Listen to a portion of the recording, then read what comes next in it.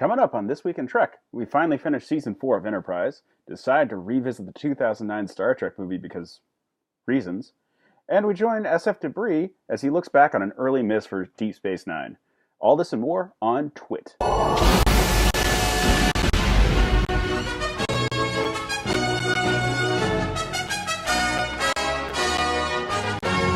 So we finished up Season 4 of Enterprise this week. With that, we finished up the entire run of the show. Now, I had heard generally that Season 4 was the season to watch if you were going to watch Enterprise. So the season can be broken down into several sub-arcs, each with their own strengths and weaknesses. So let's go through them one by one. Okay, the Temporal Cold War. The show wraps up the Temporal Cold War plot thread that had been started way back in the first episode of the series. It hasn't really gone anywhere up until this point. The Xindi story arc kind of was tied into it, but didn't need to be really. And this one sort of was basically just saying, like, hey, let's get this over with. Next up, we have the storyline of Dr. Soong and the Augments. This isn't a really complicated arc, but what I found amazing was some of the actual set pieces. There's a great scene involving transporter use and making a space jump, and it's really cool. There's some weird choices here. Like, all the augments have clothing that are like tattered rags, and it looks a lot like we're gonna reference Wrath of Khan. But it is a really solid set of episodes. Again, mostly for the construction and direction, and not for the writing, but still really well done. And I thought the whole part about it just seemed to work really well. So this was a good arc. This is the one that made me stop and take notice. Where Star Trek Enterprise had become a bit of a background task for me in the last couple of weeks, and all of a sudden it became something I was actually paying attention to. Next up, we have an arc which I'm going to call the Vulcan Arc. It takes place mostly on Vulcan, and it's nice that we've got a Vulcan-centric plot because we haven't really seen that much of the background world. There's some episodes like the stuff that ties in with the Andorians that establish a bit more about the Vulcans of this time period, but this is a really nice one where we actually get to be on Vulcan. We get to see a lot about their culture in a way that we've never really had with the Vulcan. Next up, we fittingly have an arc dealing with the Romulans. This is a pretty good arc. It deals with the Romulans trying to destabilize the region and prevent peace talks between the Andorians, humans, Tellarites, and Vulcans, which we've already established will lead to the foundation of the Federation. It's really nice to see the Romulans portrayed as instigators and actually having a hand in the politics of this time, which is nice. It does bring up a couple of weird points, and it becomes a little difficult just based on how the show works. In Balance of Terror, the Romulans were established as having never been seen by humans, which has been observed, and they maintain that in this show. The fact that you never see a Romulan, it seems really weird because everyone just has a view screen and everyone just shows up the way they do in the original series and in TNG stuff, which I don't really like. I kind of wish that Enterprise had been lower tech and hadn't allowed everyone to just see people, because the Romulans are a notable absence in that regard. The technology in the episode displayed by the Romulans also is a little advanced for this era, but overall I think the actual plot works really well. It's a very Romulan plot to have them trying to manipulate secretly all the politics of the region. It seems like this season basically goes through step by step and crosses off every major group and thing that people know about Star Trek. And the next arc, dealing with the Klingons, is a great example of that. Now, again, just like with the Augments, I had read up on this one on Memory Alpha before seeing it, and I wasn't really sold on the pitch. In fact, coming out of it, I'm not sold yet. The basic idea is that the Klingons have had this issue ever since the first Star Trek movie, where all of a sudden there was like way more elaborate makeup going on with them, having like the frontal ridges, and this continued on to all further series. Whereas in the original show, the Klingons had smooth skin; they basically looked human. But Enterprise decided they wanted to actually explain why sometimes Klingons had smooth skin and sometimes they had ridges. And here they do it by claiming that it's a virus that has genetic mutation that deals with the augments and yada, yada, yada, yada. It sounds stupid. I think the pitch is horrible. I think it's completely unnecessary. And I've always sided with Gene Roddenberry's idea that the Klingons just always had ridges, but the makeup didn't allow for it in the original series. But the way they do the arc is actually pretty good.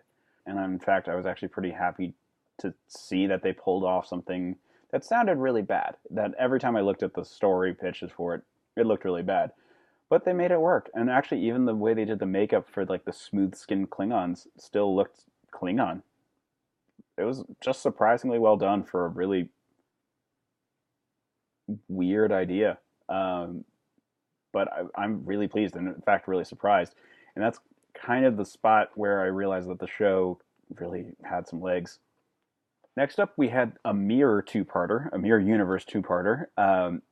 This is the first time that we've been in the mirror universe since all the Deep Space Nine stuff, which expanded on the next timeline after the Mirror Mirror episode of the original series.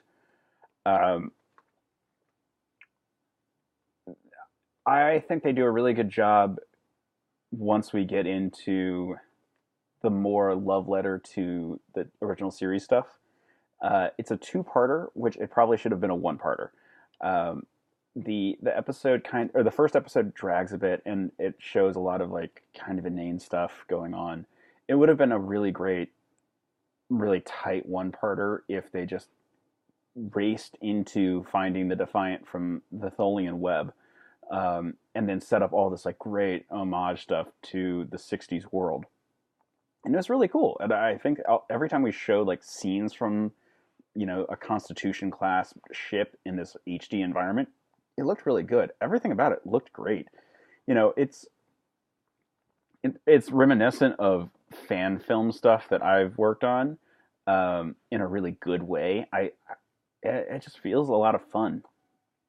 Now, it's not perfect. Nothing really in the season's perfect, but it is the failings are from trying and missing, as opposed to not making an attempt and just letting it kind of flounder. So this is one that I say it's worth watching. It's definitely enjoyable. The opening sequence is really fun, where they change the opening credits to being much more warlike. Ultimately, it didn't need to be a two-parter. There's a lot of squabbling between characters that they could have gotten away without doing. And probably they just wanted to give some screen time to some of the lesser characters and show off what they're up to in this mirror universe. But it lent itself to making some of the characters look more incompetent than necessary. But aside from that, I think it was a great fun two-parter. The final major arc of the series, not counting the finale, deals with a group called Terra Prime. And what their mission is to push a xenophobic agenda. Now, this had been hinted at earlier in the season, but it really pays off where they have this big conference for all these alien races actually coming to Earth and pretty much laying down the foundation for the Federation. Peter Weller shows up, having just seen him in Into Darkness as Admiral Marcus. Here he is a xenophobic extremist who is trying to scare away all the aliens and prevent Earth from ever making contact with anything outside of its little corner of the universe. Coming off of the Mirror episode, he sounds like someone who would actually lead to a Terran Empire. Now, some have argued, I had heard this before going into it, that this would have been a great finale for the show as it is, because they fight a group who wants Earth to either be an imperial force or be an isolated force, and instead shows the benefit of working together and what unity and how much peace and understanding means. And it works really well. This would have been a great series finale. This would have been a great season finale. Unfortunately, it wasn't, and that's where we come to These Are the Voyages, the series finale of Enterprise. where really it's just an episode of Next Gen. Everything about it just feels kind of shoehorned in. Not, not a great send off. A cool idea. I mean, I was excited to see it, if only because I really do like Next Gen stuff. And the ending sequence is really cool. They do this like nice little tribute to the Next Gen era Enterprise, the original series era Enterprise, and then going back to the NX-01, and that's cool. It has the sense of continuity and of the captains moving forward with their ship and having the same general mission, and how, with each generation they're still working at the same great goal. So that was a nice little moment at the end, but the rest of the episode is just dreck. I and the season had been going so well. So, having just rewatched Star Trek Into Darkness last week, I decided that I'm going to take it in reverse and watch each movie going backwards. So I immediately went to the 2009 Star Trek movie, which I had mentioned favorably last week. Rewatching the 2009 movie, oh my god, is it so much better than Into Darkness. Into Darkness is a well-made movie with a horrible script. Star Trek, the 2009 movie, is a well-made movie with a good script and a lot of enthusiasm behind it. 5 years ago now, when it was in theaters, it made people cry. There are great moments throughout. Just rewatching the platform jump, which I had mentioned was similar to the space jump in Into Darkness, I forgot how well shot it is. The fact that when they leap out of the ship, there's no sound at first, and then air starts to rustle around them, and then eventually becomes a roar. It's just such a well put together action sequence. It has a very simple story. It's not really hard science fiction, but it's a good fun romp, and it's the kind of movie that makes you feel excited about the franchise. Everything about it, right down from the score to the styling, everything makes you think of what those kids growing up in the 60s watching Star Trek felt about it. Not what they see now, not what they see with rose-tinted glasses, but when they were watching it live at the time. That's how they were envisioning it. I think the 2009 movie does a great job of really selling the potential of the franchise. It creates a world that feels really exciting, feels really engaging. The score, the style, everything about it just really makes people want to be a part of that and makes people want to learn more. And that's exactly what the franchise needed. I can't say that I loved its follow-up, but I think as a movie to be a shot in the arm to the franchise, this was exactly what they needed. Finally, we're going to check back in with SF Debris, who released this week a video on the Deep Space Nine second season first episode, Move Along Home.